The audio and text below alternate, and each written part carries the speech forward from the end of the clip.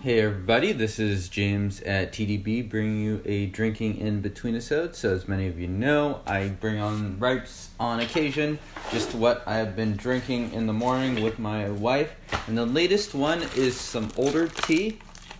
This brick, and it's kind of a generic off-brand brick. This is nothing famous, I can assure you, from the price that was paid.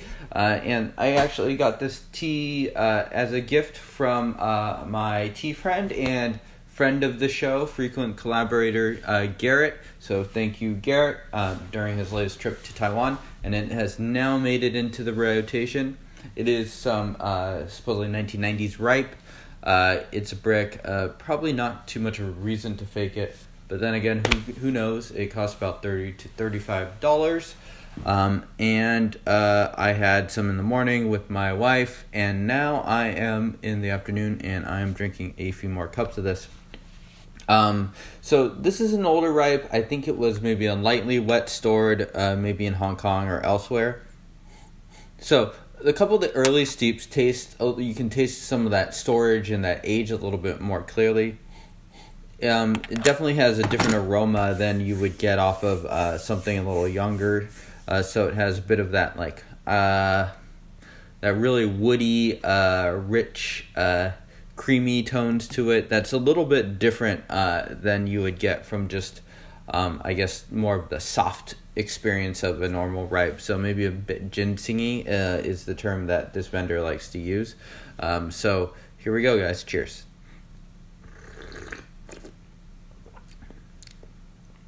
It's really like soft and sweet. It almost tastes a little like caramely.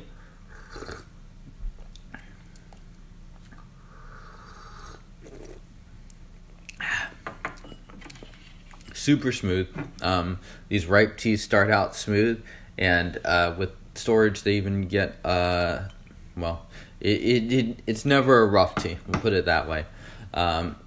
Cheers.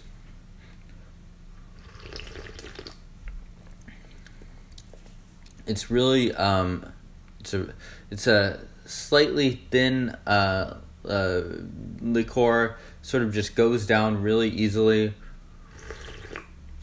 Maybe a slight silky texture to it, a little creamy, but it also has some of that old taste to it, which I enjoy. So sort of adds a little twist to the basic ripeness. So I mean, this is an older ripe, but given that it's nothing expensive, so there's no reason for me to really savor this. So for me, this fits into sort of my tea rotation in the pretty much the same exact way that normal newer ripe does. So such as a 2016 7452 or something like that. It's just a really smooth, easy drink. For my wife, it's something really easy for her to drink in the morning. And just to drink throughout the day. For me, it's sort of like the raw Pu'erh has more of a upside in terms of interesting sessions and interesting cup to cup. For me, the ripe Pu'erh is just really a comfort brew, really easy to drink. You don't have to. For me, it's like if I don't drink this tea all the way to the end, I'm not going to cry myself to sleep or anything like that. It's enjoyable, and it's also. I don't want to use the word disposable, but I feel a lot less guilty about not finishing a session of this than I would something special that's like a raw tea.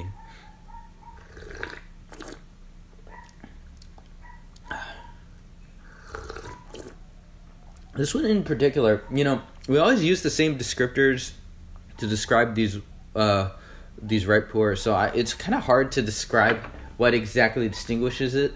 I'd say this one has sort of like a barky taste to it. So sort of in that bark, wetter wood category. It's kind of like walking through a maybe like a Pacific Northwest forested area here, which tends towards the damper, the more humid elements of it. Probably a little bit hotter than a Pacific Northwest rainforest, but still, you get the point. Cheers.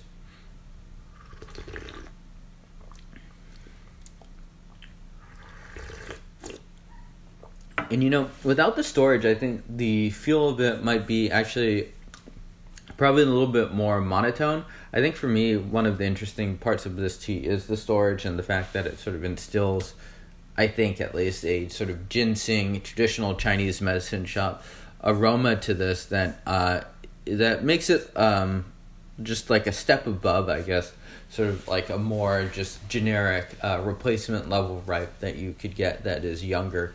So it's definitely one that I enjoy. I'll be drinking it for a while. Well, not a while, until I finish this brick, which will probably be in a few weeks. But yes, thank you to Garrett for bringing this back from Taiwan. I definitely enjoy it. It's easy to drink, and it has given me the poo burps. And I am giving this a 6.0. I think it's an enjoyable tea. I think you could probably find better quality material ripes, but for the age and stuff, it's really hard to beat the price that Garrett got this at. So a nice little good find, especially for a daily drinker. It's sort of at a very daily drinker friendly price. You can buy a bunch of these and really not break the bank too badly. So yeah, I think that just about wraps it up. Let me know how you like this Inbetweenisode. Unfortunately, I don't think this tea is available via a Western vendor. I know Scott has sourced similar things to this, which I have not tried, so I can't vouch for them, but you might want to keep your eyes out for that. Scott's pricing is usually quite favorable too. And as far as older ripe bricks, the more anonymous ones tend to be a lot cheaper than something like a Munghai Tea Factory numbered production, or something that's more well known that you can look up in a Pu'erh yearbook, for instance. So thank you all for tuning in, and I will see you all next time.